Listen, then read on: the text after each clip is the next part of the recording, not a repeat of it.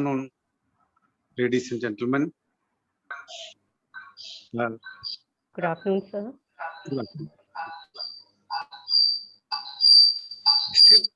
Still there is an echo, I believe. Is it so?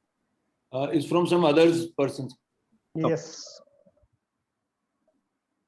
So, first of all, thank you, Dr. Singla, for that wonderful session that you had. We got excellent feedback, and today morning's Sonipat newspapers covered the entire front page, all activities, your photograph, and my doctor friends here are asking, who is this Singla? You are sitting in Sonipat and coming someone from Bhiwani. I told it's from my village, Bhiwani. So that's what Dr. Singla is. No, to make the keep the joke apart, it was a wonderful program, and we had a lot of queries came even after that. And that day, you remember, if we were not able to stop it at that time, probably it would have continued further. It will never end up. So we promised that we will try to collect all those questions and compile it and give it to all these teams. Today, Dr. Singla Sahab, I am very happy. I have a wonderful team with me. That is basically our biomedical engineering department is really strong. They do a lot of research. They have an excellent research lab also. In your next visit, we will take you through. And today's program's first purpose one is to make a small short intro of all these people. They are a lot of good scientists. They have done some work. Some of them taken patents. Some of them have published excellent papers, everything. So there could be some matching points between us. You are a thorough doctor, medical doctor. They are hardcore science teachers. Yes. Yeah. And some electronic engineers, some computer engineers, and maybe a useless mechanical engineer like me, I can act as a catalyst in between. So anyway, we all together will try to do what is possible best. So first thing is at some point of time, 216, 17 people joined the program. So many people watched in the Facebook, and they really got benefit. This much I can say. Many doubts are clarified, but we don't have a documented proof or thing to give it to people. So that is what we are trying to do. One. And number two is we will introduce all these members in a short intro of your name, little bit background, and what research you are doing, so that Dr. Saab, it will be easy for him also to understand and coordinate for the future. This is the second thing. And maybe one more medical doctor may join. He is brother of our Anil Khurana, MHM department dean. He is also a general medicine general medicine practitioner. Dr. Girish Khurana, I think he will also join. And we also have a physics professor, Dr. Sanjeev Makin. He was heading the R&D department of Murthal University last 2-3 years. So he will also join us. So this is the time for interdisciplinary research, all together trying to do something. Meantime, I got some information regarding an equipment designed by a scientist, which is already kept in many buildings to take out whatever the possibility is. AICT building also kept. I got the information from AICT only, and the Council of Technical Education. So I don't know much about it, but I just shared the document in this forum. You can also have a look and see what is it. What we can do is from the university's perspective, from higher education department, they also told me, you also have to take up some assignments and do it. So maybe this equipment, we can contact that particular gentleman if needed. We can try to get it here and try to take a trial out of it, how it functions, all these we can work. This is the second part I want to tell you. And now, without wasting much of my time, let me go to the senior most of our group, that is Professor Sanjeev Makin. Makin Sahab, are you there? Makin sir is joining in a minute, sir. He couldn't find the link. He is already online, but will come in minute or so. Okay, then you can, who is the next? Dr. Anil Sindhu can, Sindhu, Dr. Sindhu, sir. Yes, yes. please. We will go as per seniority. There is no list, then there is no problem. Then Dr. Singla knows, he knows, you are known to all of us, but you can start from yourself, Dr. Saab. Your audio. So, your audio is off. Respected and honorable Vice Chancellor sir, the senior faculty from all the departments, and welcome to Colonel Sindhu sir, and Mr. Dinesh Singh ji, and Dr. Mamta ji, and I can see more people, and all the senior faculty members and my friends. Myself, Dr. Sanjay Singla, I am a general surgeon by profession with some interest in laparoscopic surgery and colorectal work. I'm not an investigator, not I'm a that type of scientist, but a end user I am. And whatever I talked 2 days back, basically everything is in public domain. But the thing is that more you clarify things within small groups, and it becomes easy for the people to grasp. And few queries, every time we talk about this, every time new queries come up and we learn from each other.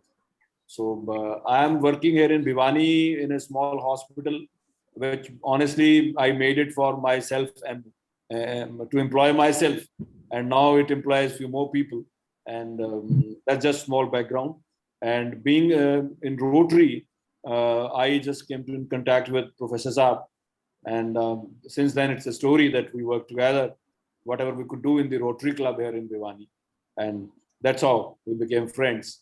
And honestly, I'm really overwhelmed by the support as well as the warmth and the love showered by the university people after that lecture. And it's a small effort on my part to just gather few things which were already though in public domain, and I will try to answer all the queries which will be today. The scientifically whatever I could solve, I will try to do that. Thank you so much for this effort.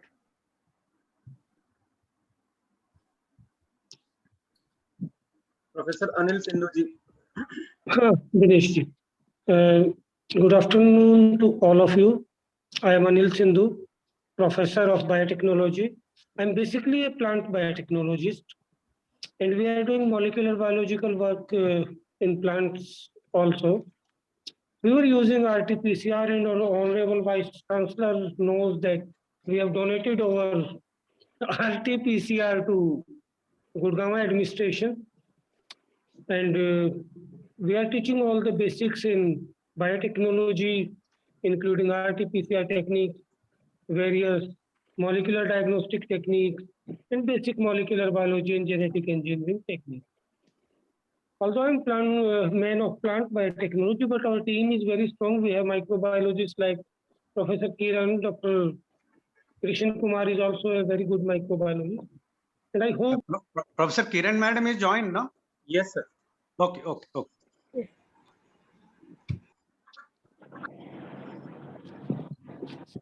Please continue, Dr. Saab. Sorry. good afternoon, sir. So we have a strong team of researchers who work in microbiology, and some of them understand very well the basic principles in molecular virology also, and the basic genetics and mutation framework, how the virus mutates and things happens in this changing scenario of COVID things. So whatever type of help we can provide will be always there, including dissemination of knowledge and prevention measures to all the students of the university and the nearby areas. We can prepare leaflets to be distributed among the general population in local language also. So this kind of work we can help in doing so, and we would like to do so. Thank you, sir.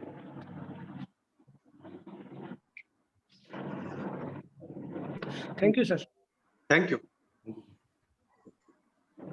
Dr. Dinesh, you may have to coordinate it after one by one. Sure, sir, sure. Professor Kiran Nehra ji. Very good afternoon to all of you. Professor Nayar ji, our Honorable Vice Chancellor, Dr. I hope I'm audible. Yeah, Yes, yeah, yes. yeah. Yes. Dr. Singla, Dr. Anil Sindhu, Professor Sanjeev Makin, and several other colleagues who are present here. A very good afternoon to all of you. And I thank all of you for giving me the opportunity to join this group which is going to set a platform for several discussions related to COVID-19. Myself, I'm Dr. Kiran Nehra, an alumni of IIT Roorkee and CCS HAU Hisar, basically a microbiologist or biotechnologist, you can say. My area of work has mainly been in the field of microbiology. Starting with the plant microbiology, I was earlier working in the rhizobium field, but later on shifted on to bioplastics, PHP producing microorganisms. And right now, since the past, say, 8 to 10 years, I had gone for PDF to US, where I developed interest in the field of medical biotechnology, medical microbiology. And I've been working with bacteriophages, mainly phages which are responsible for controlling the different diseases. The disease that I'm focusing right now is on UTI, urinary tract infections. So we have isolated several bacteriophages in the lab, and we are working on the characterization as well as studying their infectious antimicrobial properties in the lab at present. So this is a brief about what I am doing, and I'm sure I would be happy to help in any way that is required by the university and the general students in any way that they wish. I would be happy to do everything that is possible from my end in this regard. Thank you. Thank you, ma'am. Yeah. Professor Anil Khurana ji. Namaskar to everyone. I'm sorry I have joined late. I was busy in some another meeting. So, Honorable Vice Chancellor Sir, Dr. Singla ji, and other my faculty colleagues. So, very good afternoon to everyone. I'm Anil Khurana, Dean, Faculty of Management Studies, and the Chairperson of the Department of Management Studies. For the knowledge of Singla sir, we are running a program in our department since 2009, that is Masters in Hospital Administration, where even the government of Haryana is sponsoring their SCMS doctors for this program. Earlier, we were running this program in part-time mode. That was the classes were held on Saturdays and Sundays, but since 2011, we are running this program in full-time, 2-year as a program. And currently, this year, the government has sponsored 3 SCMS doctors in our program. And in our syllabi of this MHA program, we have already included 1 paper of disaster management. So this pandemic is just like a disaster, but unfortunately, the course curriculum that we have designed, there is none of the component which deals with this type of epidemics or the pandemic. So we are trying to include how to deal with these type of pandemics and the epidemics in near future. We have called our BOS meeting on Tuesday. So we will try to incorporate these type of things in our syllabi as well, so that the students may learn how to deal with their issues. Thank you, sir. Thank you for giving me an opportunity to be part of this group. Thank you. Thank you, sir.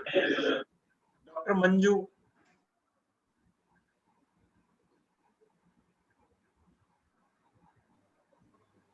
Your brother Good is trying. afternoon. Sorry. Yes, Good sir. afternoon. Brother is Yes, sir. trying to join. You make him join. Okay, he has joined. Joined, sir. Joined. He has joined. Good afternoon, everyone. I am Dr. Manju, working as Associate Professor in Department of Chemical Engineering, DCRAS Murthal, since 2006 to till date.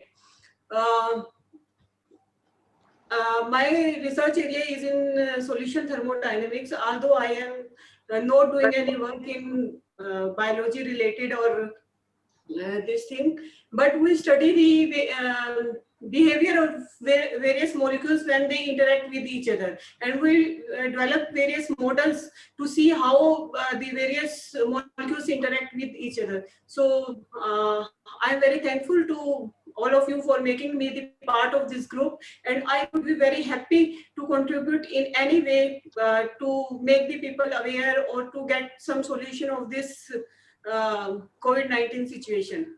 And in the past few days, almost all got infected due to this COVID-19. VC ने phone कर दिया मेरे को video call करके।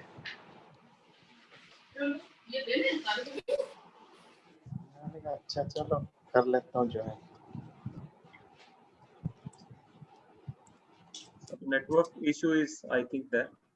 Yes. You can call the next. Dinesh ji. Okay. Okay, sir. Dr. Seema. So good afternoon, everyone. Should I? Yeah. Okay. Please. Video should also be on there. Good afternoon, everyone, and greetings from Department of Biomedical Engineering. I'm associate professor in Department of Biomedical Engineering, and as a biomedical engineer, it is a very proud moment when we see my students putting logos like "I am a Corona warrior" since a year back. And when I see their logos, I am a Corona fighter or warrior. So that looks nice. We are contributing already to it. And the significance of biomedical engineering has come up to a higher level over the last 1 year, that people are experiencing that health matters. And so as biomedical engineers, they are not staying at home. Especially now everyone knows about what are ventilators. Ventilators is a biomedical device which is required in this time. People are talking about oximeters, people are talking about oxygen concentrators. So people have come to know about what is biomedical engineering. And I have, my research area is basically medical robotics. That was my doctorate program related to medical robotics, and it was mainly dealing with surgical part. But anyhow, the field is related to all types of biomedical engineering and all types of diagnosis and treatment things. So one thing is that we can contribute to all the type of biomedical devices. Those all are being used in nowadays, and it would be a privilege, and it would be it's nice to be part of the group, and it would be I would say it is an opportunity for our department to that is provided by our Honorable Vice Chancellor, and thanks to Dinesh sir also for giving us the opportunity to be a part of the group and contribute to the noble cause.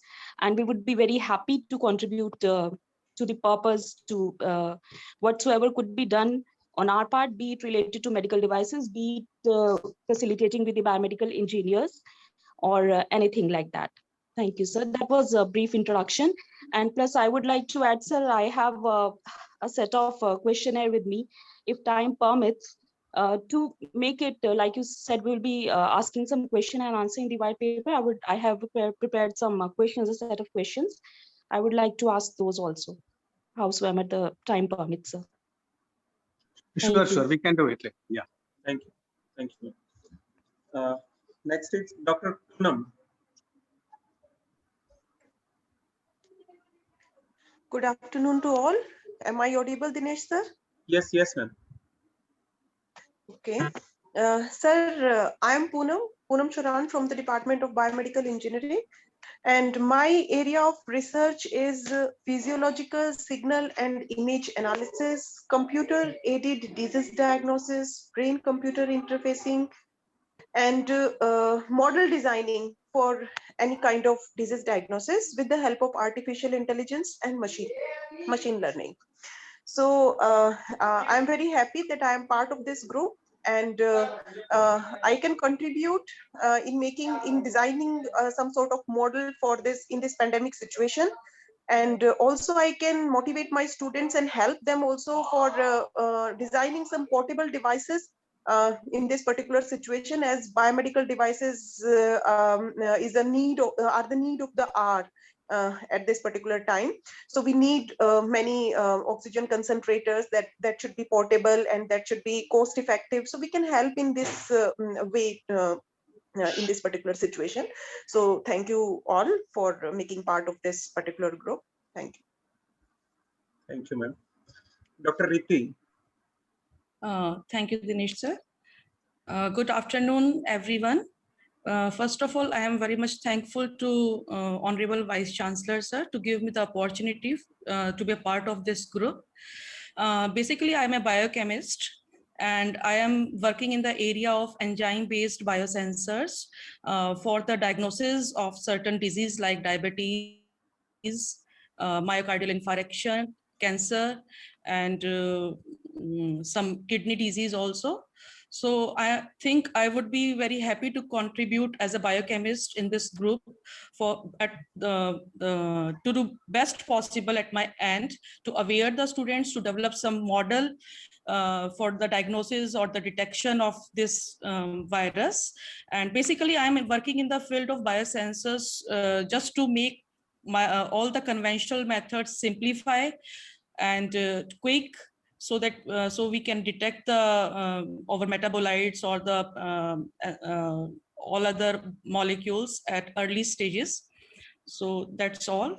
Thank you. Thank you, ma'am. Dr. Vinod. Yeah, very good noon, all respectable group members. And myself, Dr. Vinod Kumar, presently working as assistant professor in the Department of Physics at DCRAS Murthal. And I have been working on the nanomagnetic materials, and there's some applications not related to some biomedical, but they may be used somewhere, some techniques may be used. I have done 4 patents on the wind turbine, vibration and temperature sensor and vibration isolation devices, also on EMI shielding. And related to the COVID, I am just a member of the COVID recovered family. Just recovered in the last week, so and very keen to contribute somewhere if I can in this pandemic. So very thanks to all members of the group. Yeah, thank you. Thank you. Dr. Krishan Kumar Selwal. Thank you, sir. Yes, good afternoon to all of you, our Vice Chancellor, sir, and Dr. Singla, sir.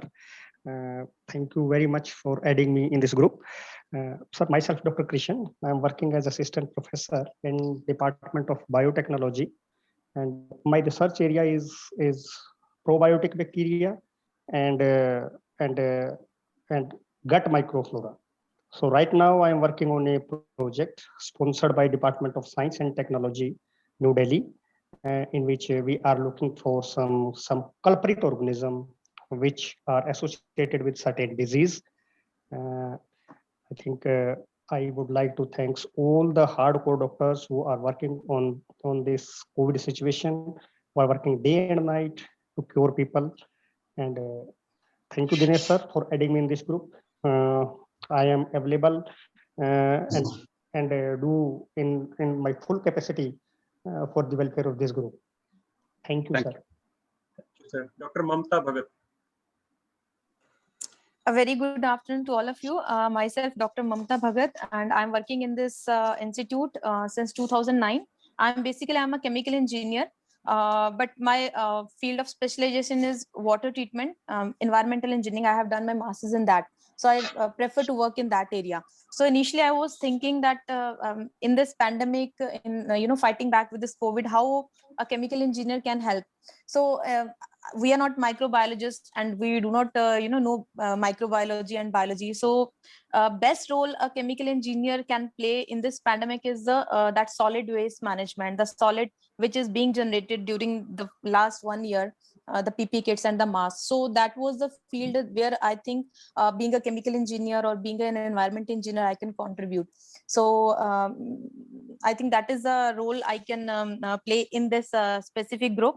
So that is an honor for me, and of course for all of us to work for the society in this hour of crisis.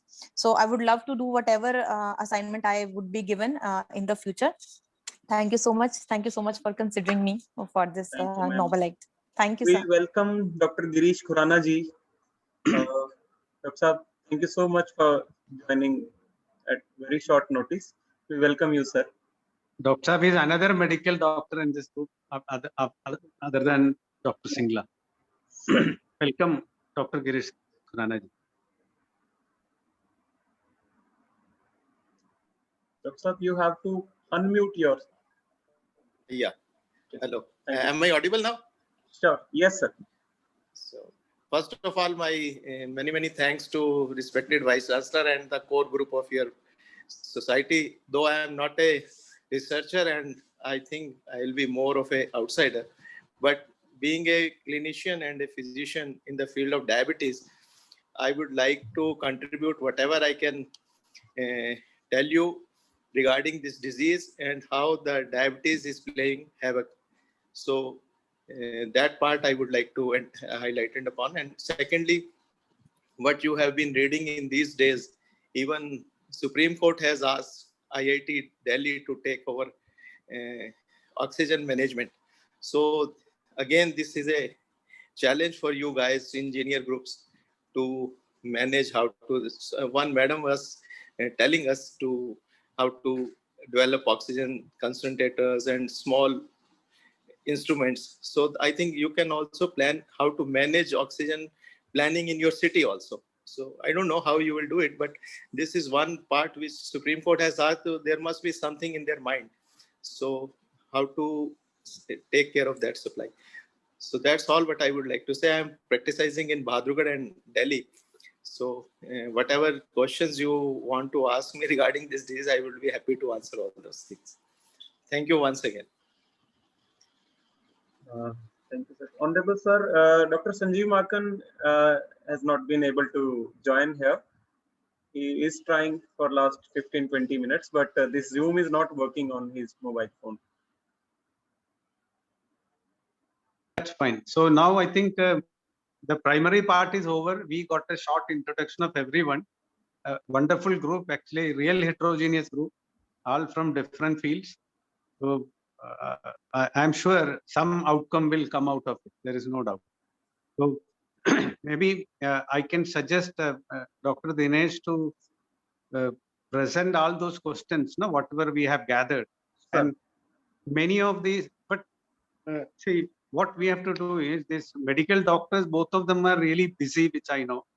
Whether it is Dr. Singla Saab or Dr. Girish ji, they are all busy in their clinic and many activities. So maybe the compilation of some of these answers, no, clarification taking from them, probably some of us have to divide it and do it. They may not have that much time to compile it and type it and write it, I don't know. So whatever feedback we need, we can directly take from them and compile it, put it in this forum, correct it again, and make 2-3 versions, and then we can publish it as a complete answers to the questions. So may I request you to present those questions, what you have collected? Sure, sir. Sure, sir. I'm sure.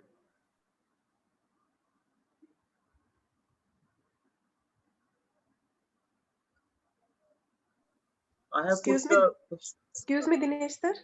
I have my questionnaire with me and I didn't send it to you. So actually, ma'am, firstly, we are sharing few questions from the last lecture because many persons asked questions during the presentation when Dr. Saab was presenting. So we have collected those questions and we will take the questions from all of us and will also share with Dr. Saab, both of them. Okay, sir. So may I request Dr. Singla to please, although few questions were already answered, but we have still made a list of those and I have shared that document in the group as well, in the WhatsApp group.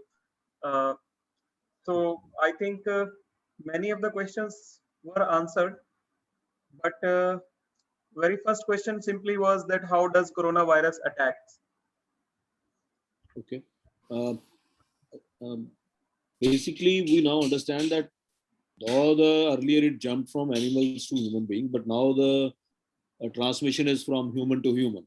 So the present epidemic or the pandemic is because of human transmission from one human to the other human. And attack means this basically it attacks the nasal epithelium first, nose, and then throat, pharynx, and then it goes down to the bronchus, lungs, and then it actually enters the blood vessels. And once it enters the blood vessels, also damages the blood vessels also, and then it can go to the any organ of the body. Main organs affected are the lungs, the heart, the kidneys, the intestine, the brain. Wherever we have some receptors called as ACE2 receptors, those are the places, because the virus it's a what we were describing that day. It's a key lock mechanism. The virus is something having a key with it, and it's to open the human sites. And wherever we have ACE2 receptor, the virus latches onto it and then enters the body. This is how the virus attacks and enters the body. Okay, sir. Thank you, sir. Second question is, what are the different phases of coronavirus when it enters our body? I think you already have explained all those four phases. Yes, we're just briefing it, that whenever it enters in the body, first is the incubation period for 5 days. It replicates in the body, and those 5 days we don't have any symptoms. After that, the virus goes on replicating for another week almost, and that time we have the symptom of the disease. That is the symptomatic phase or the viral replication phase. And that time one usually initially we have mild symptoms. Either now the body is able to clear the virus and the person becomes non-infectious and recovers, or there can be not such a good means a result. The body is not able to clear the virus properly, or during the clearance there is so much inflammation in the body that from the viral phase the body goes into an inflammatory phase, and then we can have more problems regarding that. During that inflammatory phase we have the problem of hypoxia, actually the low oxygenation level, because the lungs get infected. And if still the virus is not cleared, or if the inflammation continues, abates, and the immunological response of the body goes unabated, then we have the critical illness in the form that it can affect anybody, anything, any target organ. Like it can have damage the kidneys, it can damage the heart, it can go to the brain, and so on. So we have basically a mild disease, then a mild to moderate illness, from moderate illness into the critical illness, depending upon the severity of the disease. So these are the different phases of disease. And sir, in which phase a person spreads the virus the most? The virus spreading starts just 2 days before actually the symptoms appear. And the maximum, it is the 1 day before actually the symptoms come. That is the most infectious period. Okay. So means it starts spreading even before you have the disease, before you know that you have the disease. That is the thing, that is the problem, because earlier the diseases, earlier viruses like Ebola and etc., the person was able to disseminate it once it gets symptomatic. But here, that is the reason that this virus is so problematic and so transmissible, that a day before the actual symptoms come, you become the most infectious person. And almost this infection you go on spreading this infection whenever your whole symptomatic phase, almost 10 days of the disease. And that's why we have a quarantine of 14 days once the symptom appears, taking a margin of that. So that is the period when you are most infectious. So most infections period is those 4 or 5 days when you have the symptom and the day before. Okay. So when is the right time for coronavirus diagnosis, sir? The day you get the symptom, you should isolate yourself and you should submit the sample for the investigation. Like the RT-PCR should be given the day you get symptomatic. Okay, sir. And what is the proper diet for a corona patient? Proper diet is a high nutritious diet. First thing is hydration is very important. You should keep your water levels high in the body. Take a lot of water. Only if you have a kidney disease or some cardiovascular problem and your doctor has said you not to take enough water, that is a separate issue. But otherwise, for a common person who is otherwise hale and hearty, a lot of water should be taken. The second is high protein diet and fruits, fresh fruit juices you can take. Red fruits are supposed to be the best, otherwise you can take any fruit. But while taking fruits, again, you should be very, you should be concerned that you may not be having diabetes. If you have diabetes, then again, you have to stick to the protocol given by the physician, your diabetic diet. Good, nutritious, proteinaceous diet with water and fruits. Okay, sir. Should be normal diet. Okay. How a person should behave in home isolation and when one should be hospitalized? A person isolation, whenever it's the duty of everybody, whenever we get a first symptom, like we have a small fever or cough, coryza, maybe diarrhea. Nowadays, the pandemic is so rampant that every such symptom should be considered as COVID-19 unless proved otherwise.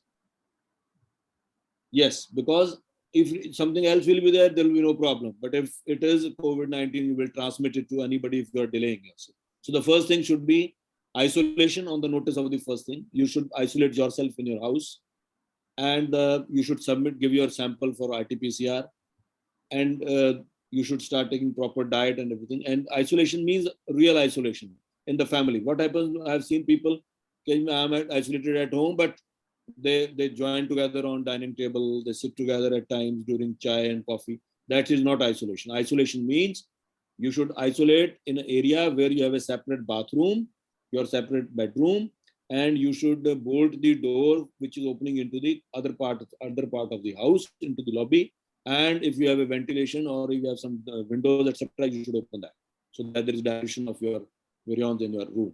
So that is what is the first thing: isolation, test, and then according to the advice, though the government of India, which has circulated for the house now, the care at house, they have recommended now the ivermectin tablet, 1 to 2, this 12 milligram for adult. But I tell you, it is not self-treatment.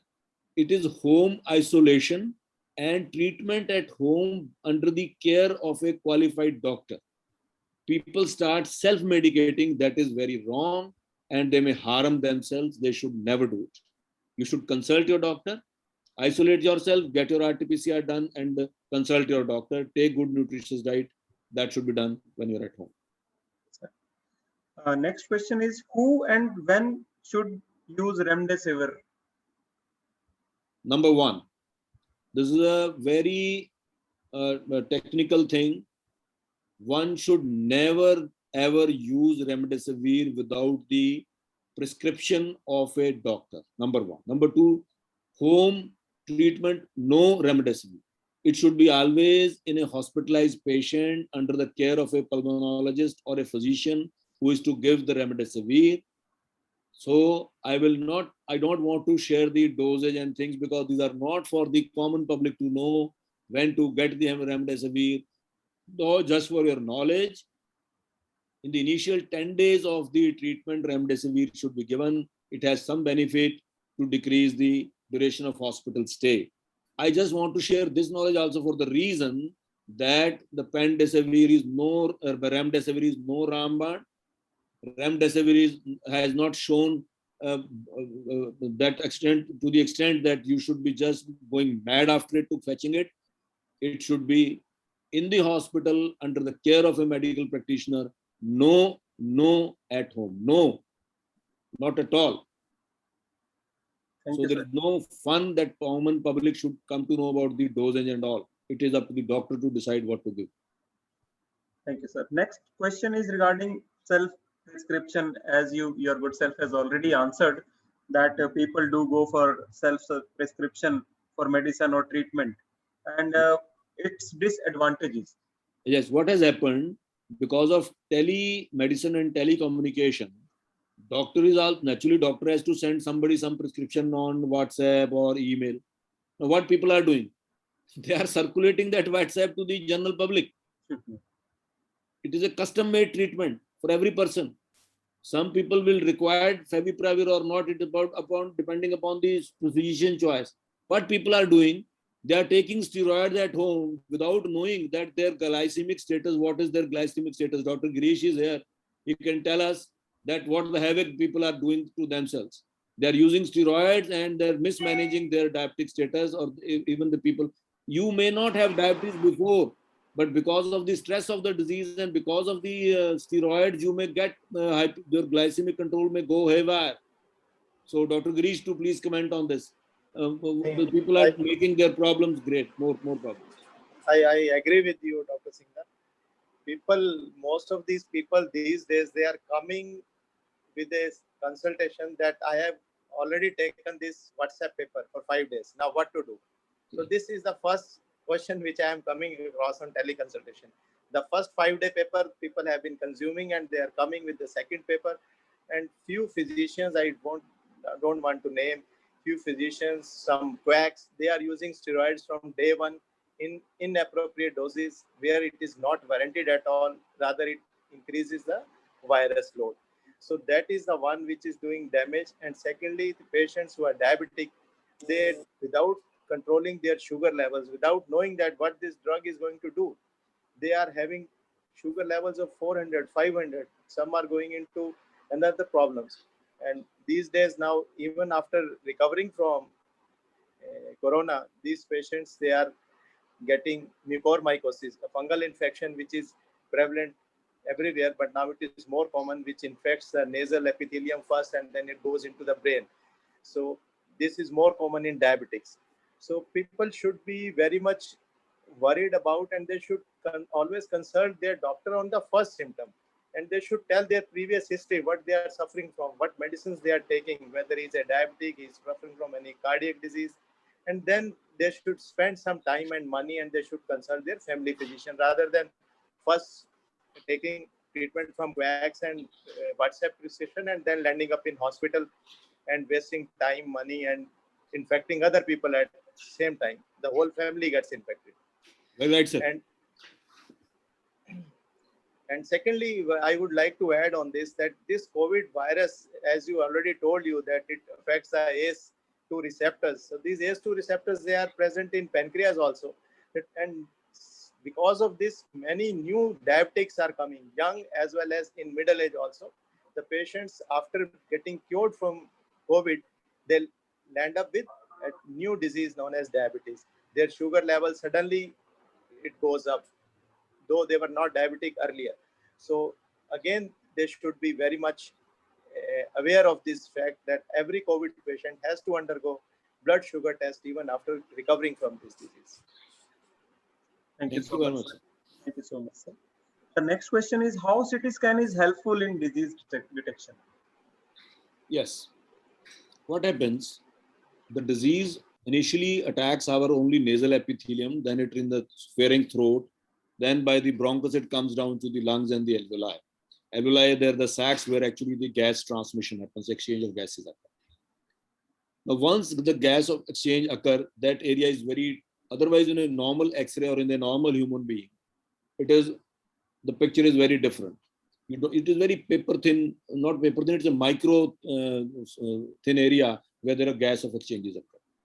Some opacities or something appear if that becomes edematous. If there is a fluid there, the things get congested in that area in the lungs, then you have some opacities there on those lungs, and you can pick up those opacities by a CT scan. That's how the CT scan comes into picture. And the second thing is that at times the RT-PCR is not positive because the sensitivity of the RT-PCR test is only 70%. In 30% of the people, even the disease can be there, but it is not coming positive on the RT-PCR. At that moment, the CT scan becomes helpful. Second thing, the RT-PCR at least take 8 to 12 hours for the results to come. Though we have other tests also now, the rapid antigen or the CNET test, etc. But at that moment, if the person is already going for a CT scan for the abdomen, you can ask also the person to go for a CT scan of the chest. That is cases of emergency surgeries only. But what is happening now, any person who is having this COVID-19, on day 1 or day 2, day 3, any day, he can go himself to the radiology lab and can ask for the request for the CT scan. They are also not bothered about that. They also go and do it. And this will give you them a false sense of security, also unnecessary. It's a false sense because in the initial few days, by and large, you don't have any finding on the CT scan. So if on the CT scan, you have a specific finding which a radiologist can tell you, like you have a peripheral opacities instead of the central opacities, and associated history or their RT-PCR is positive, then they grade it. That out of 25 segments they've recognized, and out of those 25 segments, how many segments are opaque. So depending upon that, they come to a conclusion whether the person is having COVID-19 in the CT or not. But it's a very specialized thing, and it should be recommended by the qualified practitioner and should be read by or studied by a qualified radiologist.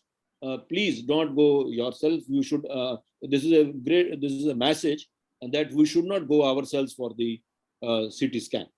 And you have must listened Dr. Deep Guleria also telling you, the people, that they should not go for CT, then says it can be quite hazardous. Though Dr. Saab gave a right opinion, but though nowadays exposure is not that much and chances of cancer are also not that high, so you should not be afraid also to get a CT done if it is required. But it should be done always on consultation by the doctor. So recognition, you now understand that because of those opacities, you come to know that this CT is having COVID-19. Thank you, sir. Are there new symptoms of coronavirus these days? Doctor Dineshji, 1 minute I'll take. I am actually a COVID idiot. Did a lot of mistakes. My silence will speak in this clutter, because I did this mistake without knowing anything. I just did a CT which was not warranted, and because of my bad luck, some bungling happened, and it's a story I want to forget.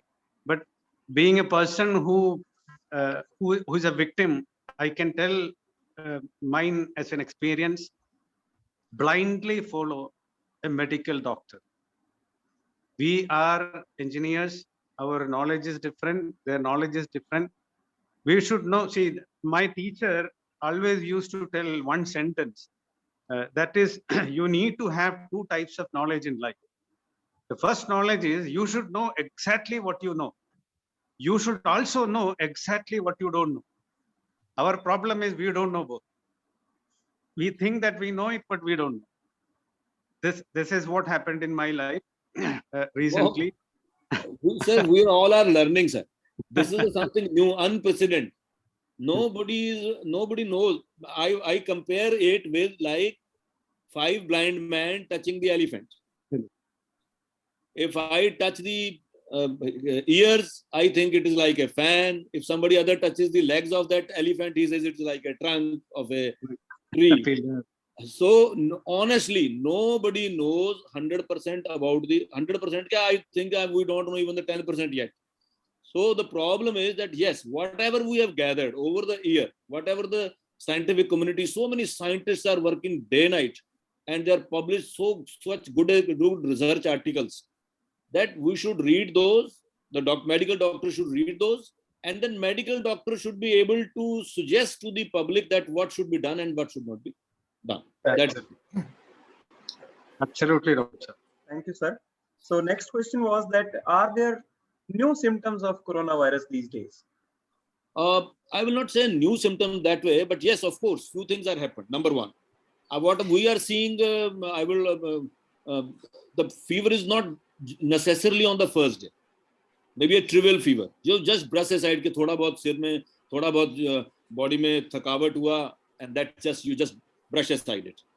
And diarrhea is more nowadays. The people are coming with more of diarrhea. People are coming more with irritation, and certain people are coming कि बस दिल खराब हो रहा है, समझ नहीं आ रहा हो क्या रहा है. They're not able to explain what is happening. And the classical cough, coryza, and then muscle aches and fever, it is not there this moment. It is not there. More people are having diarrhea, people are having just irritation and not able to explain that what is happening to them. Today, a person came to my OPD, we were just gasping that way, and he was telling, मेरे से हाथ नहीं उठ रहे, मेरे से उठा नहीं जा रहा है, I am not comfortable. So they are not able to explain. All otherwise symptoms are same, but then depending on the phase when the patient reports to you, these are the symptoms in the early phase. But when a person reports to you late, then he may have all types of symptoms. He may have symptoms affecting his kidney. He may have symptoms due to his heart problem. He may have symptoms, even complications of like a stroke can happen because of COVID. A heart attack can happen because of COVID. A myocarditis leading on to death, sudden death because of COVID. A renal failure can be because of COVID. Then different symptoms of that. So that is there. So, but for a common man, the symptoms which were classical symptoms we are not seeing these days. We are having more of diarrhea, more of muscle aches, just a body, I'm not comfortable, these things are coming. And what is the experience of Dr. Girish? Just please, Dr. Girish sir, please, you tell your experience in Bahadurgarh, what type of symptom now the people are coming with. Yeah, you are very much right that gastroenteritis is nowadays, rather gastroenteritis is the severest symptom. If you see the severity, if a patient lands up with gastroenteritis earlier, then it means he is having a moderate to severe disease.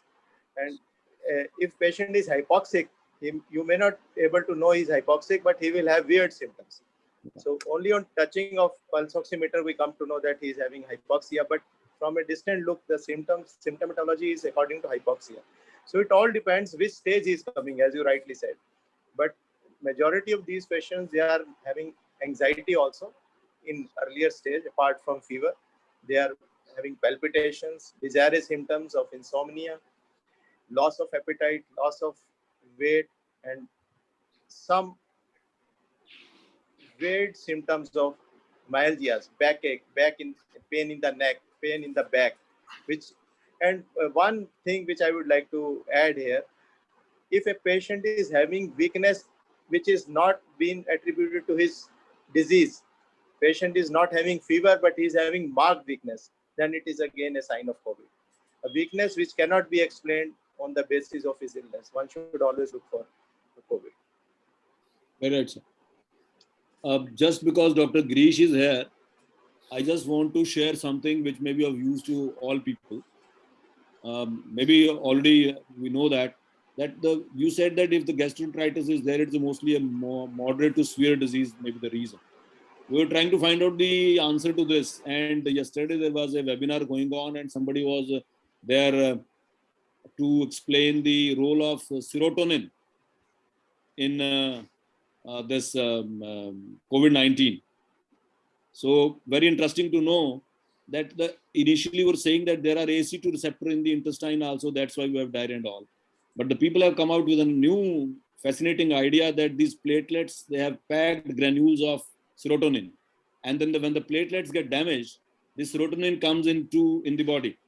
And when that serotonin is high in the body, you have diarrhea, associated diarrhea. And that's why in a moderate to severe illness, when those degranulation of the platelets happen, that moment you have diarrhea and you can treat it with cyproheptadine. So this was something new to me, honestly. But this symptom is more dangerous in kids and young adults, particularly in the age group of 10 to 18. This diarrhea is really very, very serious disease. One should take it very seriously. Patient suffering from diarrhea, he should not be at home, particularly if he is a young. If he is a young boy, he should be admitted immediately. My own driver had an episode of this after the even 2 doses of the vaccine, though it was only for 2 days, but he suffered from gastroenteritis and diarrhea, and now his RT-PCR positive on quarantine for last 13 days. So this is how the picture is changing, Dinesh ji. Sir, thank you, sir. Next question is, what is herd immunity and how it can be achieved? Yeah, we answered this during the seminar also. Yes, the herd immunity means then when so many people are having immunity against the disease, that the next transmission is broken. That is what we suppose. And the estimate is that almost 2/3 of the population must be immunized, must be having antibodies, either by getting the disease or by getting the vaccine. So two things, both are happening. Vaccine is also going on and people are getting infected also. So when the more than 2/3 of the population gets antibodies or the immunity against the disease, that's at that time we think that it will be a herd immunity. Next question. And the best way to achieve is vaccination, not getting infected, because getting infected means so much lethality. If the 100 people will be affected, the 3 will die. So that is the thing. And so that's the best way is to get vaccinated. Yes. Next question is it advisable to go for antibody test to check self-immunity? You can, but it's of no use. Reasons, number one, nobody is very sure about the antibodies level even yet. Number two, you cannot do anything. If the number of antibodies is less, you cannot do anything. If it is more, then you also cannot do anything. So I don't recommend anybody any test out of only the research areas to get a test where there is no management of it.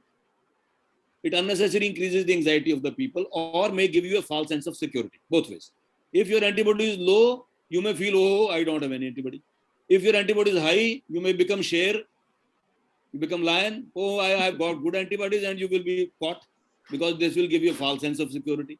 Okay, so for a common man, for the end user, no role of getting antibodies tested time and again. It is of no use. Yes, for researchers, for research area, it is good. We should know that after how many months we have our antibodies, what was the level, how it wanes off, with which this vaccine, what are the levels. And second thing, Dinesh ji, it's not only the antibodies, it is the cell mediated immunity also, the T cells also, which also give us protection. So it is no fun that a common man from the public should get his antibodies tested to know his immune status. It is no idea. And even patients with antibodies, they are getting infected. So one should not be comfortable with antibody levels. Yeah, we are seeing patients carrying reports of their antibody titers and they're coming RT-PCR positive. So as you already said, we still don't know which is the most effective level of antibody to combat on this disease. So it is only for the researchers. Yeah, not correct. for us. So next few questions are regarding vaccination, sir. Yeah. So the very first question is regarding that around us also, the people who are getting this Covishield, and earlier actually Covaxin was easily available, but nowadays the CoWIN portal is also showing only Covishield. People are getting confusion that after getting Covishield, they are getting sick. So is there any certain reason for it? Number one, this is not very true. Actually, what happens? You get one dose of Covishield, then after 6 to 8 weeks, you get the second dose of Covishield. After 15 days of that, the immunity builds to a certain level which can give you protection. Now, what is happening? Because the disease is so rampant, the transmission is so high at present time in the society, that after one dose, one may get infected. That is not because of the dose. That is because of the natural transmission of the disease, that they are not taking care of themselves and they get infected. So that is not the fault of the vaccine. Okay. If even after the second dose, means after the second dose, then after 15 days of that, you get some reasonable immunity. And the trials have shown that the infectivity rate after the both dose of the vaccine, the infectivity rate is only 0.04%. ICMR has told us on 21st of April. Okay. Now comes the point of complications. The first I have answered, that you get COVID-19 after vaccination. Why it happens? Number one, no vaccine is 100%. You get the approval for the vaccine by the FDA if it is 50% effective. Means if it is able to control the severe disease or the death rate in 50% of the people, it is given approval. All vaccines which have been given approval, they are above 50%, and our vaccines in the country are above from 70 to 80%. Okay. Now comes the complications of the vaccination. Minor complications like slight fever for a day or so, ache at the site of injection, mild myalgia, even few rigors are common.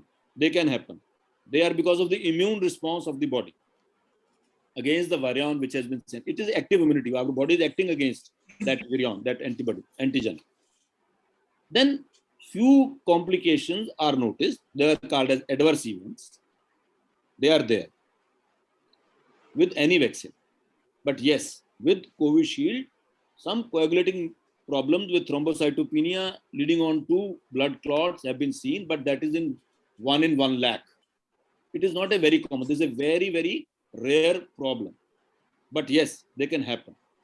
Some patients, they can have some transient neurological problems also by Moderna vaccine also, by Covishield also, and by any other vaccine also.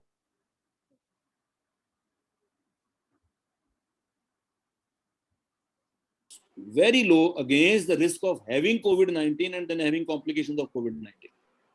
So that's why we are telling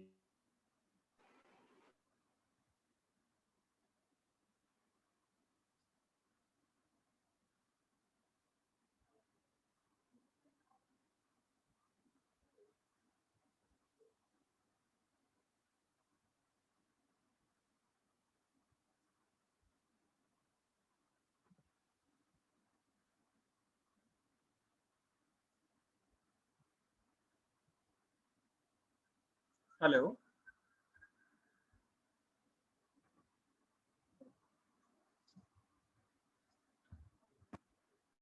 You can take any vaccine.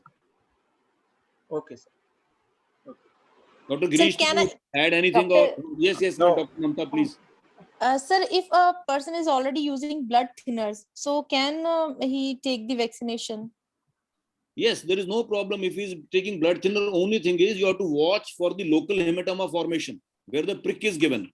You should press it properly, little more for 5 minutes or 10 minutes, and you should look for any hematoma, means any bleeding there at the site. It's like if you have, it is like you are taking a blood thinner and you get a thorn prick in your body. What will you do? If it doesn't stop bleeding, what will you do? You will just press it for 5 minutes. Yes, sir. Yes, sir. Definitely. That is what is there. Otherwise, taking blood thinner and taking any vaccine is not a problem at all as far as vaccination is concerned. Okay.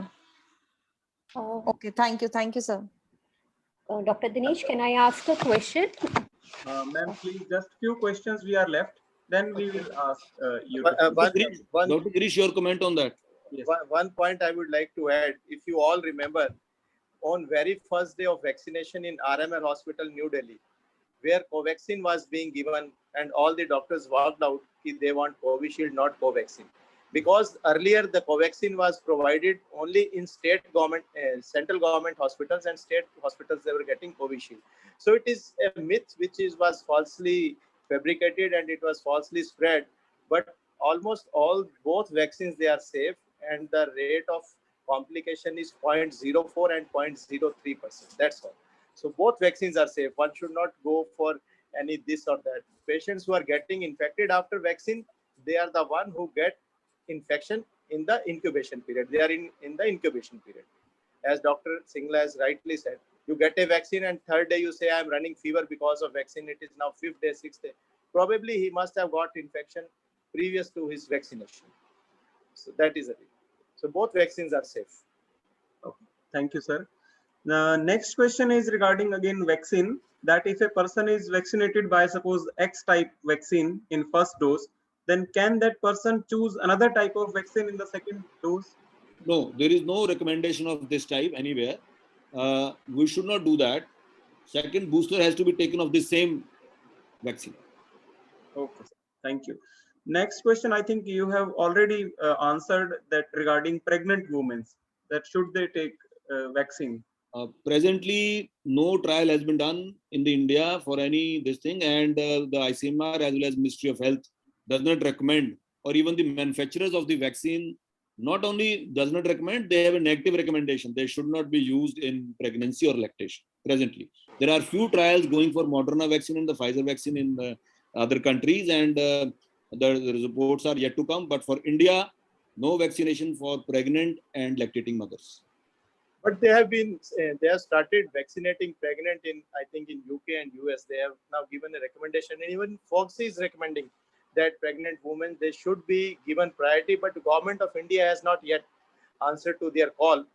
But I have learned in last few days that pregnant women, they should be also included in this category. Oh, that is what I'm for the message to the public is that present day there is no such vaccine available. Presently we don't have, but in India there is no such vaccine available which we should recommend for pregnant ladies. And yes, I'm already I'm very right, Dr. Girish. Already trials are going on in other countries for Moderna vaccine. For Indian vaccines, still there is no trial also. Correct. So in future we are not going to get it for Indian vaccines. Those vaccines have a trial, and in those trials, the birth loss during the pregnancy is more than 13%. So yet they are also not very comfortable with those vaccines. So we have to fingers crossed. Correct. And the last question from our list is that what precautions should be taken after curing from coronavirus? After curing from coronavirus means that suppose you were at home and you had a mild disease and now you don't have any fever and you don't have any the symptoms of cough, coryza or diarrhea thing, and you feel that you are cured of the coronavirus, you are non-infectious. But the thing is that at times this disease is such an unpredictable course that you don't know whether you are actually cured or yet you can go into an inflammatory phase. Thing is, at times there is persistence of symptoms, but at times people report late with the problem of inflammatory phase. So if there is any time, if you feel there is any breathlessness problem or there is any hypoxia, you are not feeling comfortable, you should always report.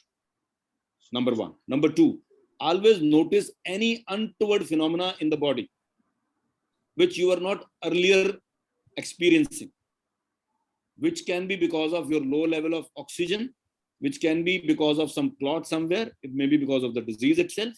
So you should be aware of that. Any untoward phenomena happening I tell you my story. I was not COVID infected, but I got vaccinated. With God's grace, till date, the natural virus has not infected me.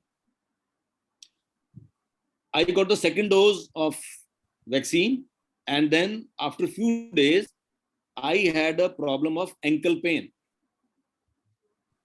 I was not able to put my foot on the floor one day when I got up. I saw some edema also there, some swelling. I had some varicose veins in my left leg. I thought it is because of that. But the pain became severe by the night.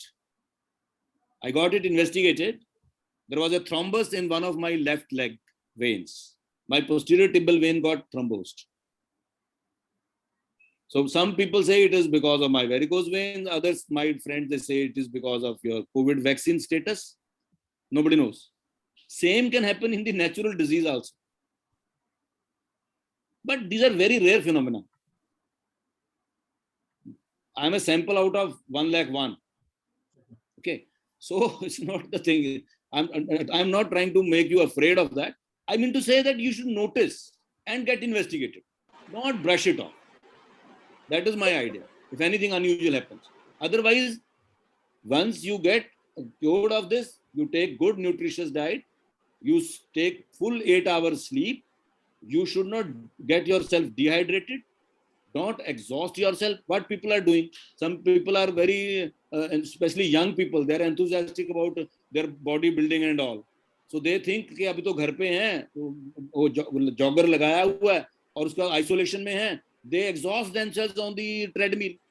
That should not happen, because you have to conserve your energy, you have to conserve your oxygen.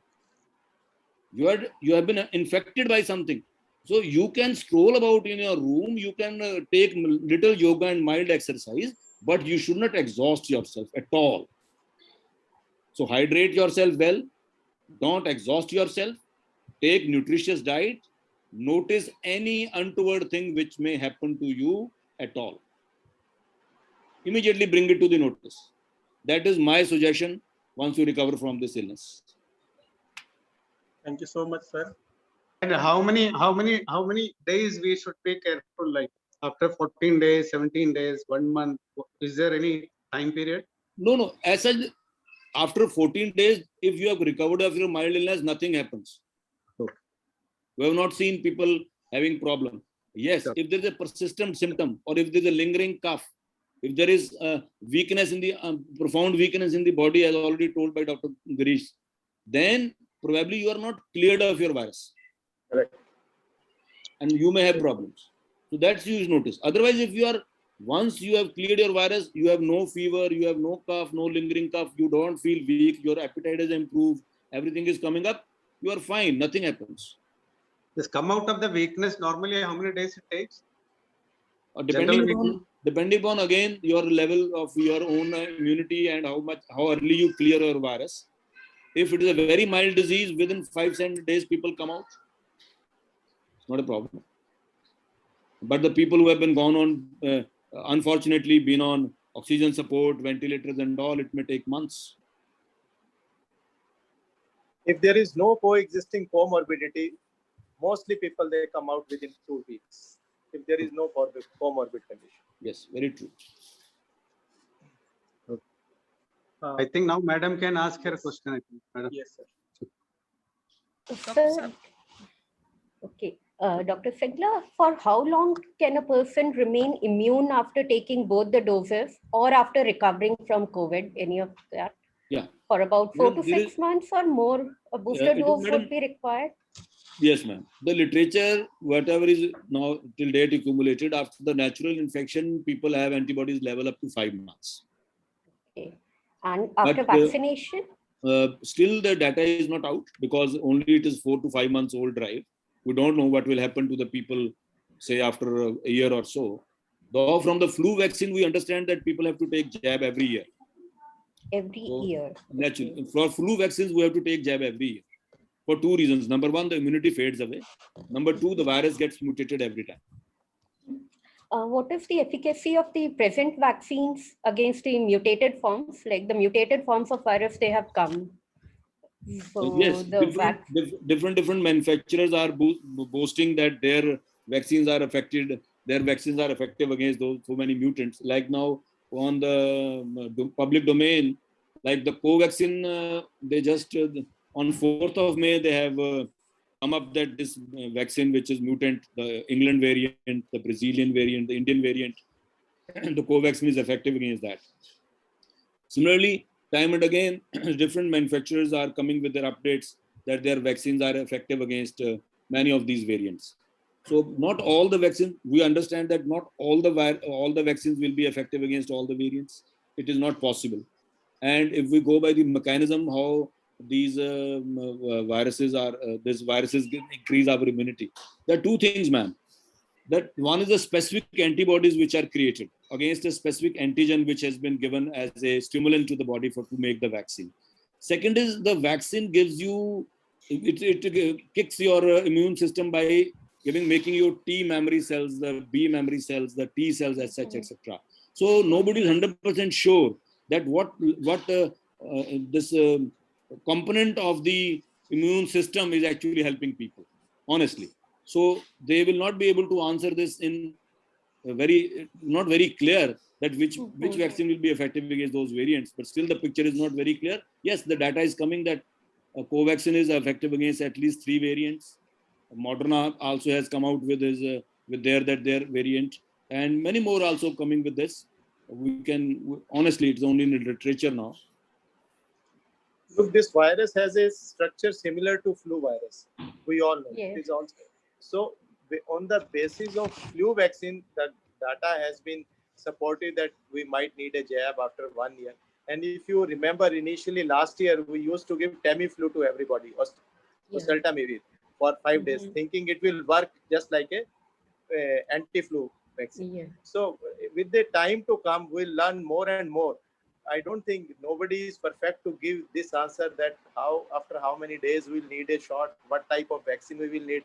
But yes, definitely we'll need a different vaccine every year, just like flu. We have a different strain every year. It comes on the vaccine written every year, 21 strain, 20 strain every year.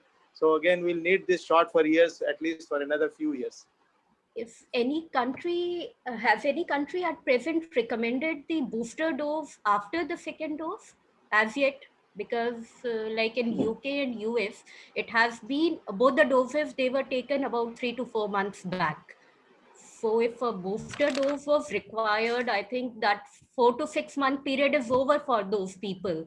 So are they recommending booster dose at present or not? No, madam. Till there is no recommendation from any vaccine manufacturer or the guidelines by any clinical authorities to take any booster after the initial dosage. They have increased the duration of the second dose from the first dose. What we were doing Covishield after 4 weeks. Now we are doing for after 12 weeks. 12 weeks. 12 weeks. 8 to 12 weeks.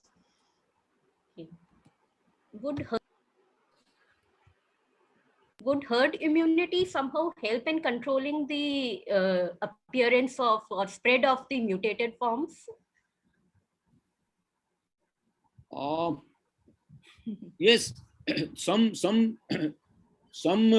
mutated forms will also be controlled. That is my belief, in the sense that though you need specific antibodies to give you perfect protection for a mutated form also, but because any vaccine or a natural infection gives you some immunity And what is our innate immunity? Now the innate immunity is the gathered adaptive immunity also over the years has become now the innate immunity for the modern human being. Yes, So, sir. yes, Very so correct. that way we will get some immunity against anything. Means we will, our this today adaptive immunity will become an innate immunity of yesterday. Sorry, tomorrow. So that way some protection will be there. Otherwise you need some specific antibodies for every variant. The need of the hour is to, one point, the need of the hour is to get a maximum number of people immunized in the shortest span before the virus gets another mutation. So we need to vaccinate maximum people in minimum time. So that is the clear-cut scientific message. Naturally, very right, Dr. Saab. Suppose we take more than 1 year to give the first vaccination. By the Then time it the will be time will late. come for the second jab. Yeah, it will be late. That is the problem. Correct. But it is a major problem in a country like India, where the population is so huge. Like to vaccinate at least 50% population, it is going to take, I don't know how much time. Like, The problem is not population. okay. Problem is the proper message. If Yes, all the awareness. political parties, everyone stand together and give a clear-cut message that this has to be done, it will be done. Till now, the message was not clear. It was just a game, and everybody was pulling the leg of the other. Otherwise, these things would not have been this difficult, which we have landed up now. Yes, sir, We have to do this vaccination drive also, as we used to do for the other things like polio. Yeah.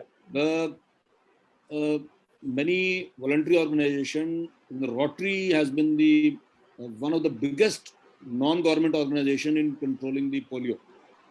Problem today with the COVID-19 is that we don't have even that much of vaccines available to make this drive even faster. That is again a problem. Yes. So there are so many problems. As Dr. Girish said, that one is the awareness problem, and second is the hardware, means we don't have that much vaccine available also to even further increase. But still, we can. In the beginning, what happened in Punjab, the immunization got done by doctors was only 30%. Yes. And we wasted so many days. Yes. Because the message was not clear. Yes, sir. People Very were afraid. correct. People were afraid.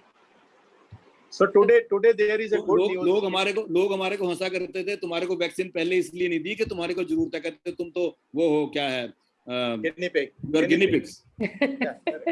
Sir, but this problem is still persisting. I would like to say my personal experience. Yeah. I took both my doses. Second dose was given on 17. I took that on 17th April. And I asked my maid several times to take the vaccine. But she just refused. She's saying that nahi, vaccine ke baad to log bimar ho rahe hai. And unfortunately, after my second dose, even I became COVID positive. And she was the first one to say, Madam, देखो आपने कहा था आप भी second dose लेने के बाद positive हो गए, तो vaccine का फायदा क्या है? So this awareness needs to be provided to the people that it is not the vaccine that is making people COVID positive, but the infection is being caught from other places, not from that. It is not a result of vaccination. मैं आपकी बात बिल्कुल ठीक है. I give example to my staff and all. जब किसी की शादी रख देते हैं ना मैडम, और उसकी एंगेजमेंट होती है या शादी रख देते हैं, उससे पहले उसका ना घर आना जाना बंद कर देते हैं. ना वो 15 दिन पहले कहीं जाता है, ना वो बाद में कहीं जाता है. तो कहते हैं कोई चोट ना लग जाए तेरे को, ये ना हो जाए तेरे को. भाई वैक्सीन लगवा के भी वैसे ही करना पड़ेगा. आपको दोबारा इन्फेक्शन ना हो जाए, जब तक इम्यूनिटी नहीं आती आपको अपने घर पे रहना. Same thing happened with me, Dr. Saab, here when government decided to promote this vaccination. In my campus, nobody was willing to take it up. So the Sonipat CMO, Dr. Punia ji, came to me and told, VC Saab, aap le lo pehla. We want to advertise through you. Then I agreed. I was not qualified that time, but they agreed. Then I went and took the first jab in the campus. And I was calling all the people that day, please come, please come. Then writing letters, special messages. And it was so difficult. And somehow we managed 110 or 114 jabs on the first day. And by the time it was the second one, people were flooding. Everybody wanted a vaccination, but we were not having enough dose here. Those were that, yes. And with all these things, exactly like what Dr. Kiran said, same thing. I was infected with COVID after 2 vaccinations. But the thing is, sir, you got infected, but it was managed within 4 or 5 days at your home only. Absolutely. That Message should be that even if you get a disease after COVID-19, it will be mild and manageable. Risk of death is almost nil. Yes. Risk of going on to ventilator is also almost nil. 1 or 2, 100% is nothing, but 99% it is true. Now I also think this is an experience from my side. So better get vaccinated. That's the only option. Correct. That's the only option. Covaxin became popular only once Modi took Covaxin. Otherwise, Yes. everybody was after Covishield. Nobody was wanting Covaxin. आपको याद होगा doctor Girish के शुरू में doctor Randeep Guleria ने ये कह दिया था कहीं गलती से कि this is our backup Covaxin and वो भारत बायोटेक वालों ने कितना हल्ला किया था how you can say that because अभी third because he said because that time the third trial reports were not available. Correct. And that's why all the medical people were given Covishield. Out of that, Dr. Randeep Guleria said that Covaxin is because everything has been given permission only for emergency use. Actually, you cannot give use for this vaccine in so fast. Such a short time. So for that reason, because third trials were not available, that's why for Covaxin he said that it is our standby. And there was a lot of hue cry. And now people are asking कि हमको लगवानी Covaxin, हमको Covishield लगवानी. Sir, I have a question. Sir, I have a question that were so many mutations observed in poliovirus too? Yes, ma'am. There were some poliovirus mutations also, but the reason is, ma'am, for the maximum number of variations here, all RNA viruses are prone to more mutations, ma'am, than DNA viruses. Okay, sir. So any RNA virus will have more mutations because what happens in DNA virus, the genetic material is in DNA component, not in the RNA component. We have also our genetic material in the DNA component, not in the RNA component. We use our RNA for making other proteins, not the genetic material. So wherever there will be genetic material in the RNA, there will be many more mutations because the error happens in RNA, not in the DNA. That's why over the time, the human being adopted a better molecule, the DNA molecule, for its genetic transmission. Otherwise, हमारे यहाँ भी इतनी mutations होती है, हमारे बच्चे सब के अपंग होते हैं. But that doesn't happen because we have our genetic material in our DNA, not in RNA. So all RNA viruses have more mutations. Sir, I have one question. There is one term, community transmission. Although into the in print media, they are saying that this term is like a vague definition. Sir, in your opinion, what is this community transmission? And related to this, there is one more question that they are also saying that virus is in air. Yes. Sir, what it means also? Like if we are walking in a park, the virus, we are still contacting with virus. Does that it means? Yeah, I just tell you. Number one is what is community transmission. Suppose I get infected with diarrhea or I get infected with anything. I give it to my family and I will give it to my one or two my friends. And after that, because of the virtue of the type of the disease or the virus or our measures, we are able to curtail it to our house only. So then it is not a community transmission. But if I spread it to the community, to my street, then to my village, then depending on in what time frame I give it to the people. Depending upon that, we say it is a pandemic, endemic, what it is. And community transmission means when it has gone into the community, everybody is getting transmitted, everybody getting infected. It is a community transmission from one to one. So depending upon that, if we are not able to curtail it in a small area, suppose Wuhan कितना बड़ा शहर है, Wuhan New York से भी बड़ा है. Yes, sir. अगर ये कोविड-19 वुहान की जगह मेरे पास के छोटे से गांव बामला में होती और वहीं बामला में खत्म हो जाती, बढ़ी ना पाती आगे. What happened to Ebola virus? What happened to MERS? 2 महीने में खत्म. That was because 3-4 महीने में, not 2 महीने में. So it all happens because of the many factors: transmissibility of the virus, behavior of the people, how crowded area was from where it actually started, the outbreak happened.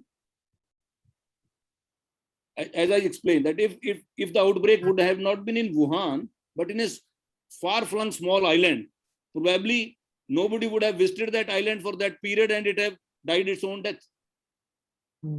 But because it got broke in such a congested area, so many people were traveling that time to the Wuhan. It was their break time, their winter breaks were there. Because of that, transmission was very, very fast. So this is what is, one is community spread. Means people to people spread is there. It is called community spread. Now, how to stop that community spread is isolate yourself, get RT-PCR done, break the chain. That is how you can stop it. Second question about airborne. We explained in the lecture also that the bigger air droplets, which are of the size of the 5,000 nanometers to 20,000 nanometers, they drop within 1 meter of the patient blowing it from the mouth. Smaller drops, less than the size of the 5,000 nanometers, called as aerosols. Those aerosols, they remain in the air. And they can remain suspended in the air for a pretty long time, and they can be taken by the waves of the currents of the air to long distances. In journal Science, they have explained, they have compared, just to tell people, as smoke. Suppose you are smoking in one room, it will be filled with the smoke, with the smell of the smoke. Yes. Same person smoking in the park. A person standing away from that will not even judge or sense that smell. So, depends upon, it is an airborne disease in the sense that those small air droplets called as aerosols, they remain suspended in the air. If you are in a crowded area, if you are in a hospital, if you are in a room with one infected person, the room is not ventilated, it is airborne 100%, sir, it is airborne. But if you are walking in a park with well-ventilated place, you are jogging there, and even if you come across a person who has just walked from your side and was COVID infected, it is very, very, very rare chance or a less chance that it is called as a casual contact. Okay. You will not get the virus. I think I have been able to explain. Yes, sir. Yeah, airborne, fine, but for getting infected in an airborne environment means a number of virions, particles should be high there, and you should be consuming it inside. So if you are roaming in a park or doing your exercise alone, nobody nearby, it is not airborne. It is diluted. Fumes are diluted there. You will not be infected. Okay. And sir, one more thing, that nowadays there are flood of some messages like there is a need to increase the lung capacity. And into the COVID situation, our lung capacity decreases. So it's a general message for all the people that we need to increase the lung capacity to do certain exercise that our lung capacity increase. So, sir, what do you recommend for increasing these capacities, sir? Sir, this is a preparedness for everybody to increase the lung capacity before the disease. Once you are infected with the COVID-19, you should not do any such thing. You will unnecessarily, because you cannot increase the lung capacity like this. You have to do really good pranayam, good exercise to increase the lung capacity over the months. You cannot increase your lung capacity in a day. You cannot do that. If you are infected, you are home isolated, you can do little bit exercise, mild pranayam, but you should not exhaust yourself. You should conserve your energy. Otherwise, your oxygen will be consumed. And if there is any disease which is increasing, your oxygen levels will go down. So don't try to increase your, it is like एक पहलवान लड़ाई में जाने के बाद अपनी शरीर नहीं बना सकता. उसको अगर पहलवान को अपना शरीर बनाना है तो लड़ाई में जाने से पहले बनाना. Same here. Yes, sir. While through the pandemic, you cannot increase your lung capacity. While through the disease, you cannot increase your lung capacity with whatever exercise you can. And on the contrary, you may consume your oxygen. You may consume your energy. which is actually required to fight the disease. So don't do that while through the disease. Do it beforehand. But Sir, once you Sir, recover, I but have- once you recover from this disease, then you should do some exercises to improve your lung capacity. Once you recover from this, then you can start doing again pranayam, breathing exercises to expand your lung, which gets fibrosed. So Okay. there it helps. Sir, I want Very to right. ask some.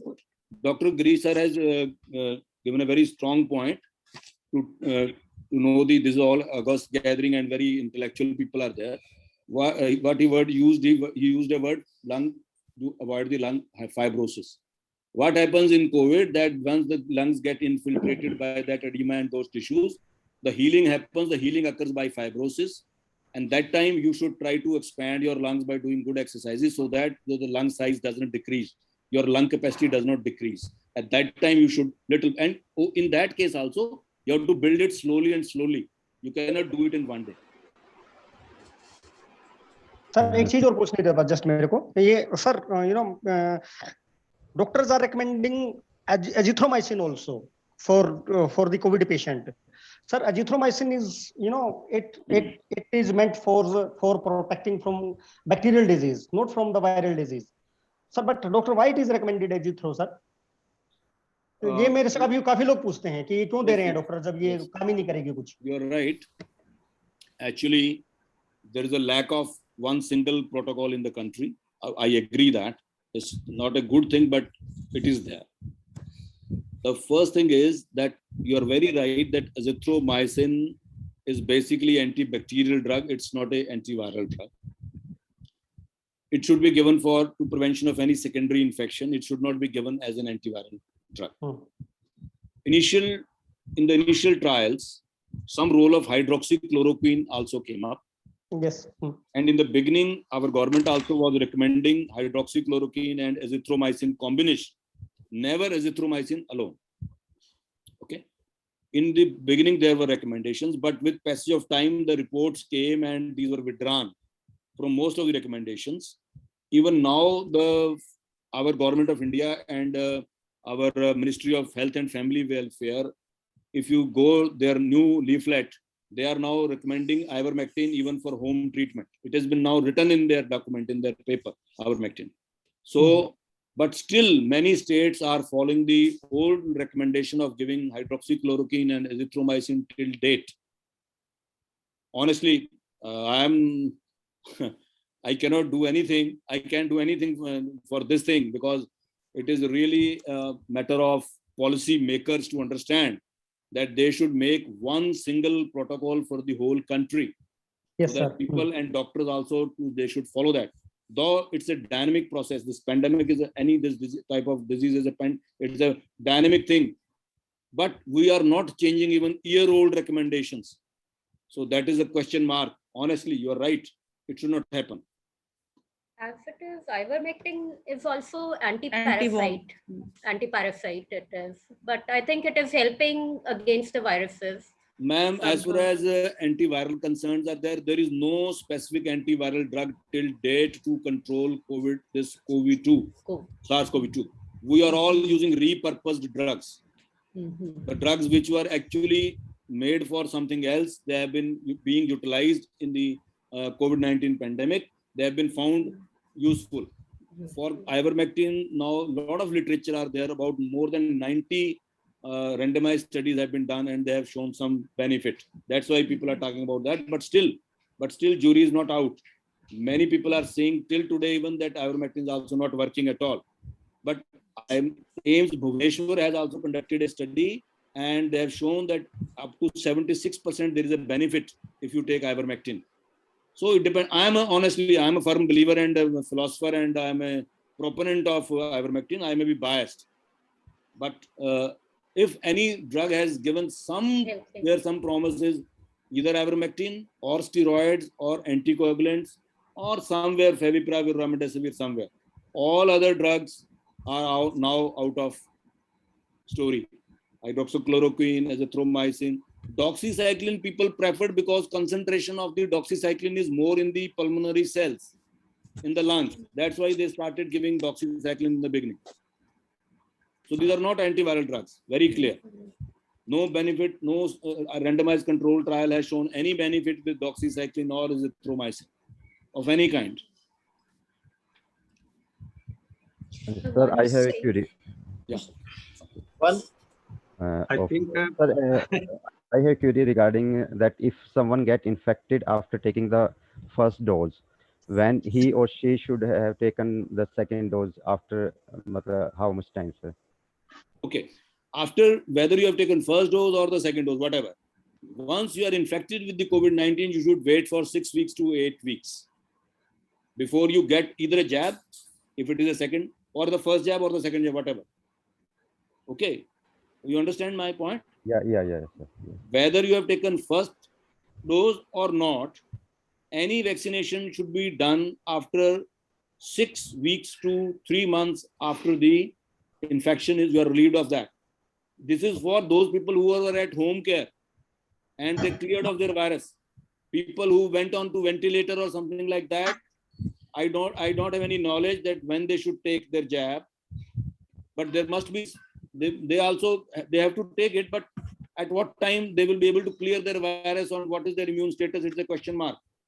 We are not still clear whether they should take or when they should take.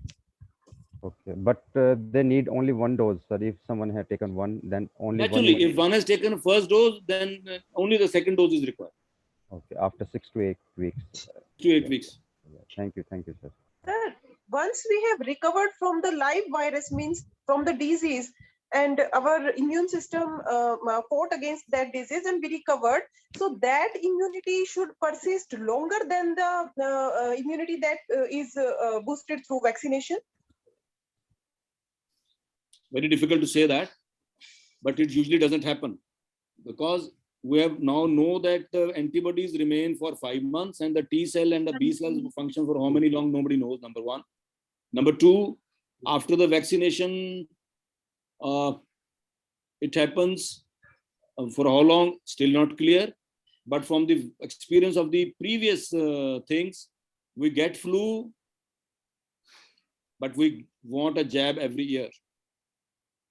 We need a jab every year for flu vaccines, for flu. Because the reason is, number one, the mutations come. Number two, when your immunity fades away, it's not very clear. But it never remains more than 5 months as far as neutralizing antibodies are concerned. Till date, the people know this much. Okay.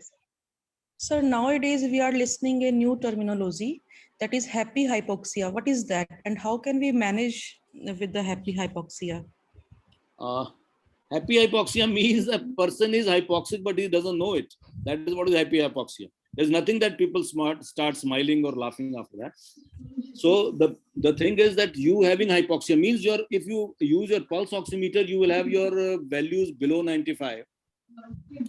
Pulse oximeter is an instrument which, if the values are more than 95% only, then they are important, because they are not having direct relationship with the partial pressure of oxygen in your body. So there is something difference. Because you're all scientists, I tell you two things. The partial pressure of oxygen is different. The saturation of oxygen, which is measured by the pulse oximeter, is different thing. So if you see the graph, you will go to the net and find out the graphs of partial pressure for the oxygen in the body and the saturation of the oxygen in the body. You will find the difference, that the graph is such that up to 95% they correlate with each other. The partial pressure of oxygen in the body and the oxygen saturation. Once the SpO2 level goes below 95, honestly, there is no correlation. That's why this limit is 95. Below that, if it is 94, 93, what is happening actually to your partial pressure of oxygen in your body, nobody knows. That's why whenever the values come below 94, you are asked to go to the doctor or you have to consult the doctor. Happy hypoxia means you are not showing any signs of hypoxia, but your levels are below recommended levels. Okay. Sir, one more question. Is there any need to go for biochemical investigation for the home isolation patient? What type of investigation, ma'am? Like CRP level and biochemical CBC, kidney function test and all. I'm going to emphasize, we were talking in the morning with Professor Saab, with VC Saab, that home isolation means treatment under the guidance of a qualified practitioner. It should not be self-treatment. It should not be self-medication. Similarly, you should not refer yourself to laboratories unnecessarily without the recommendations of the doctor. For knowledge sake, for academic purpose, okay. Blood counts, kidney function test, liver function test, CRP, D-dimer, their timing is very, very crucial when you should get them, when they are of any benefit or not. So please take the help of a qualified practitioner to tell you when they are required. Don't get themselves, yourself. Don't get Okay, okay. Thank you, sir. I Sir, think, I have, oh, you have still questions, I think. yes, sir, yes, the questions are Because left, sir. it is, because time is, I don't know how many more minutes they can spend. It's 4:46 now. I have, so I think Dr. Saab just came back from the operation theater and just sat there. I know I've seen No it. problem. A few more questions, I think, welcome, no problem. You just go So for what more, we have done, Dr. Saab, I'll tell you, all those answers, what you were given, yourself and Dr. Giri is given, we have recorded everything. So now our team will try to, write out all the answers from this. Okay. We will separately, I'll discuss with my team and we will make the complete answers out of it. So you don't need to, we will not bother you much, but later you can go through that and suggest us any corrections to be done on that part we can. Okay. So yes, I think Dr. Poonam, please. Yes, sir. Sorry, sir. Sorry, I just interrupted you. No, please. Sir, whether we should get our antibody level and CRP test done before going for vaccination, because there is a debate going on about this, that people are dying because of this reason or that reason. So anybody is going for vaccination, he should have been prepared himself or herself for that by checking these antibody level and CRP test done. So Government of India and Ministry of Health doesn't recommend it at all. sir, but they have some evidence, like some people are dying because of clots and thrombosis and so on, due to all these reasons. So we should be more cautious. We should have done this and that, and I think. Okay. CRP is a very non-specific marker. CRP is a marker of inflammation in the body. If you are having a UTI, you may have your CRP raised. Yes, sir. If you have any infection in the body, suppose a small fever for any unrelated problem, you will have CRP raised. You can have CRP raised. So CRP is not the diagnostic marker for COVID-19 infection. CRP is only an indicator of inflammation in your body. Yes. So if you do like this, then many people will not vaccinate themselves. Yes. So there should not be any recommendation of that sort, that people should get their CRP done before going for vaccination station. It is not warranted, number one. That is the reason. Second, you asked some other test. Antibody level. Antibody. No fun. What type of antibody we want to select? We want to see. Okay, sir. Just tell me, we should clear it. What type of antibody we want to see before going to? Sir, related to COVID means if we are asymptomatic and we are going for vaccination, then this problem will be exaggerated and the people may die. For checking that only. No, nothing. If there are already antibodies for the COVID, it is nothing like, it is like getting a booster dose. Nothing will happen. Okay. As far as antibodies are concerned. Sir, when we visit any PHC or health center for vaccination, they do not ask anything from us like what is your health condition. They are focusing more on Aadhaar card and Aadhaar number. That's it, and they are sending people for vaccination. I think this is the reason the people are getting vaccinated and facing problem after that. I think. I agree to you at certain points. The thing is that the training has not been very great. Before this vaccination drive, all the people were trained. The training was not that great or was not simply that efficient for the vaccination. I agree to that. Before you go, it is now onus of this thing is on the person who is taking vaccine. That if he is having any infection, if he is having any fever, he should not go for vaccination. Agree. Yes, ideally, a full performa should be filled before you get vaccinated, that if you have any ailment like this. Now what is happening? When you register yourself or when you do, so onus is on the person who is taking vaccine, that he should know everything and then she should talk to the doctor. But yes, if you have any concern of any allergy, if you have any concern regarding your hypertension, if you have any concern regarding your diabetes mellitus, you should tell the immunization officer, which is always there at the vaccination center, or the doctor concerned, that I have this problem, take care of this. Yes, Sir, I will think, suggest people to Madam, get. I think Dr. Girish Khurana, he want to leave. He has one more meeting. Okay. So, what? I'm sorry, I interrupted in between because questions will cascade one by one. It will never end. I know. So maybe somewhere we may have to put a full stop, I believe. Then we will continue again. Sir, sir, only one question that I think it is very much relevant to me. Can I ask, sir, that one question? Now, come on, please. Sir, whether we should keep ourselves isolated for some time after each dose of vaccination, because my husband took one dose and the other dose is pending. So what should I do? I should isolate. I should suggest him to get isolated himself after the second dose, because how much infectious he may be after getting that vaccine. No. Means for my kids, is there any danger for my kids because they are not vaccinated? So No. Vaccination doesn't make you infectious at all for the disease. So for this reason, getting isolation that he has been vaccinated is wrong. Otherwise, if the person is coming from a high risk area, like we people are coming from hospital, we usually remain masked in the house also. Because not for the reason that we are vaccinated, but for the reason that we may harbor infection anytime. And a vaccinated person can also transmit infection. May not get disease, but it can transmit infection. Okay, sir. So masking is the only solution. Yes, masking should be done if it is really required. Okay, thank you, sir. Dr. Girish Khurana, you have anything to say?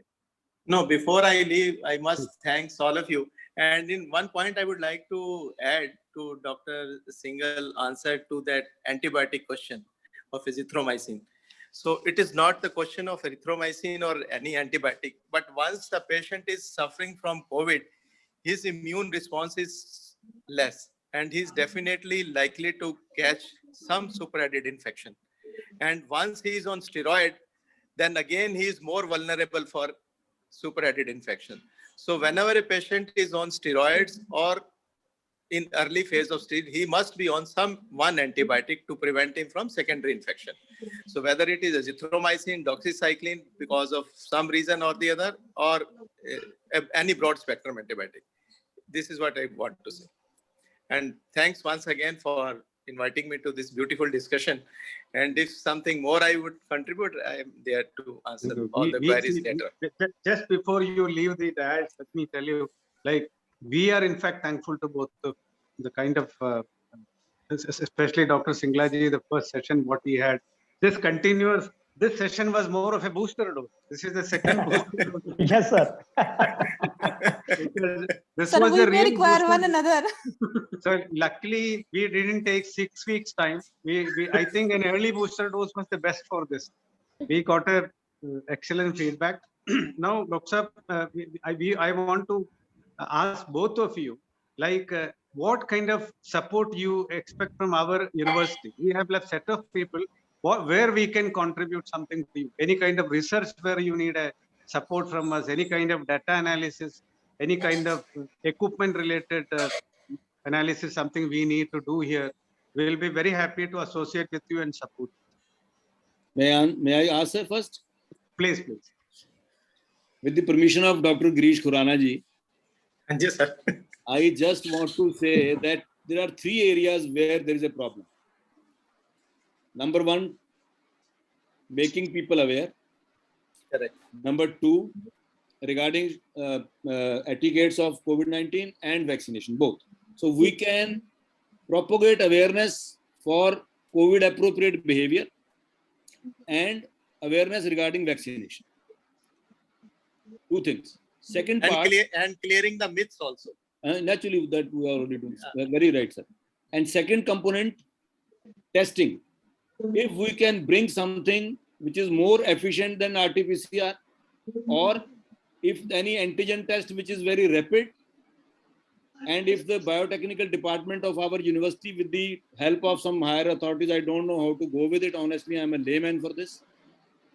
If we can do that, it will be a great service to mankind. Sir, I have told my team now, next Monday, I told our registrar to organize a small meeting of our internal members to submit some projects which they can really do for us. And for that, university will allocate some fund. We will do it. We will try to develop something like this, an improvisation of what is existing or what we can do. Let me try. Yes. And second thing is, if we can give people a economical, efficient oxygen concentrator. Okay. Correct.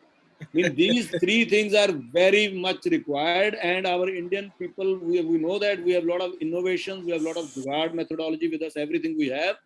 And if we can do this thing, sir, it is not this pandemic.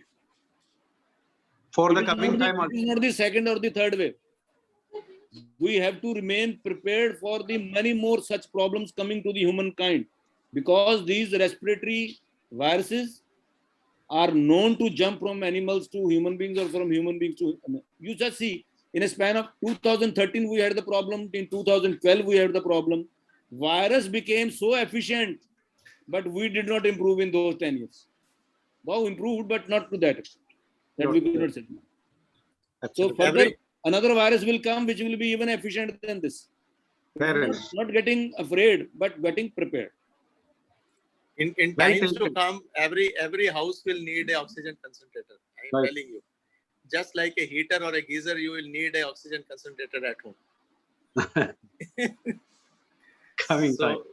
Yeah, correct. So one should be prepared to have those concentrators at a low cost-effective concentrators, which can produce a good oxygen in a less power, and even without power, if they can make oxygen. Because there are news somewhere in the hospital, the power has gone, oxygen concentrator, they stop working, and again there is a problem. So you can also come up with the idea of battery operated or something like that, which can work consuming small space and cost effective. Fair enough. Well taken. Fair enough. I think Dr. Dinesh, you can continue now. Yeah. So, with due permission of Honorable Vice Chancellor, we thank Dr. Sanjay Singla ji and Dr. Girish Khurana ji and all the esteemed member of this group who have spared their valuable time for joining this meeting. And with the directions of Honorable Vice Chancellor, we will pursue our discussions later on, and we'll document all these things. So thank you so much for joining. And if yourself Thank you, Dr. Salute to you. Thank you. Thank you. Thank you. Thank you. Thank you, sir. Thank you, sir. Thank you, Khurana sir. Thank you, Singla sir. Thank you, sir. Thank you to all. Thank you very much, sir. Thank you.